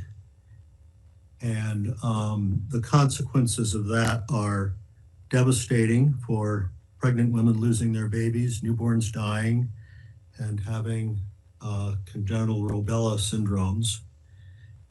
And that it seems that we have to be very careful of driving this non-vaccination group below 90%. Appears we have to be very conscious that this may be driven by fear and may be driven by most people, the fact that most people don't think about they think of vaccines being either good or evil. And either I should have my child vaccinated or not vaccinated. And they don't understand the discussion of the subtleties that we're going through. So if we make a major change in what has been a very vaccine campaign, I think we have to have a darn good reason as to why we're making that change from what Corey Meisner about and how success. We had better have a very good reason as to why we changed that advice. Thank you. And I think we can move forward now to the proposed recommendations and a discussion of those. If we can get those proposed recommendations up on the screen, that would be great. I would like to stress that in this vote, we are not voting on any changes in what diseases children are vaccinated against, nor are we proposing any changes in the timing of these vaccines. So that's not part of the vote or discussions. One can have different views on that, but that's not part of what we're doing today. So the vote is on the pediatric vaccine schedule should be updated to reflect the following change. For measles, mumps, rubella, and varicella vaccines given before age 4 years, the combined MMRV vaccine is not recommended. And 2, children in this age group should receive separate measles, mumps, rubella vaccine, and varicella vaccines, MMR plus B. And again, we are neither voting on children above 4 to 6 years because we know that there's no difference in the risk of seizures among those older children. So this is the vote, the proposed vote. And do we have the discussion now then before we do? Oh yeah, okay. But we have the discussion now of this, and we're voting not until the end of the day after public comments. Dr. Stein? Could you clarify how this is different than the current recommendation? Because that the 2009 recommendation sounds like the 2 separate shots. So there's 2 main differences. One is that the current recommendation says that both are recommended with the preference for MMR plus V. The other one is that some children get a second dose before age 4.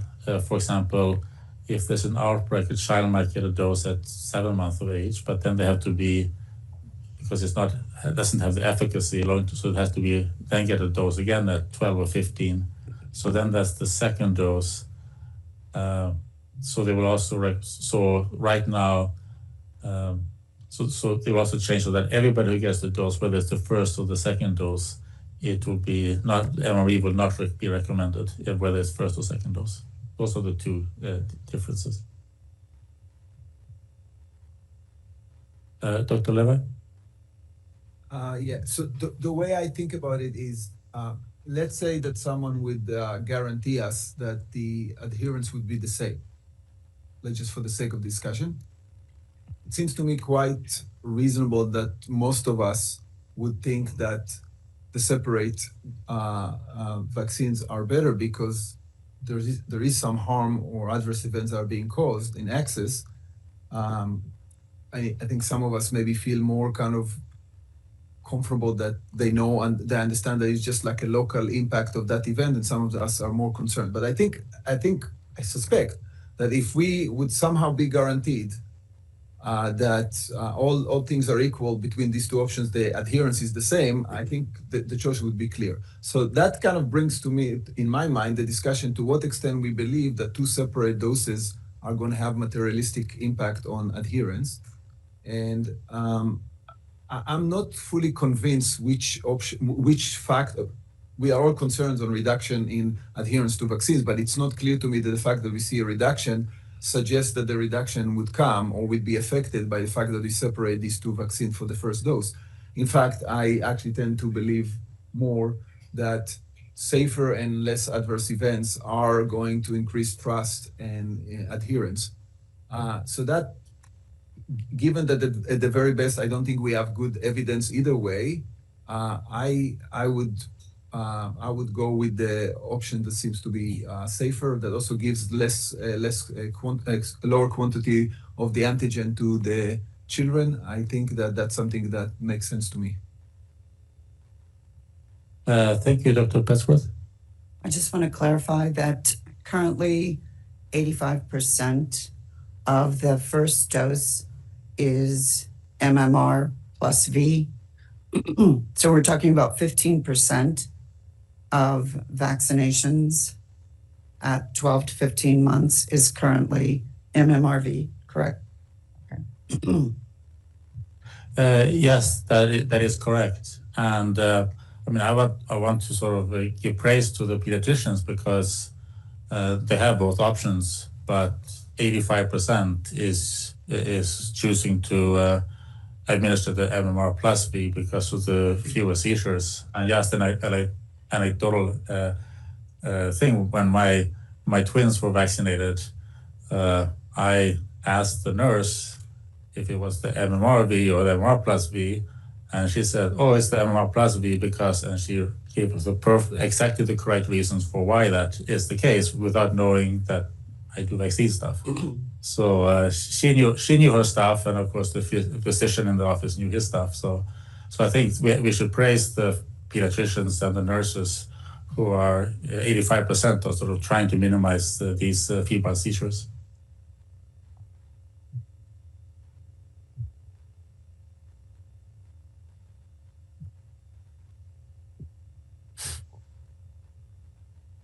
I think we're actually a little bit ahead of schedule, so that's a good. Oh, okay, Dr. Meissner. Thank you, Dr. Kuldorf. And let me make two comments here.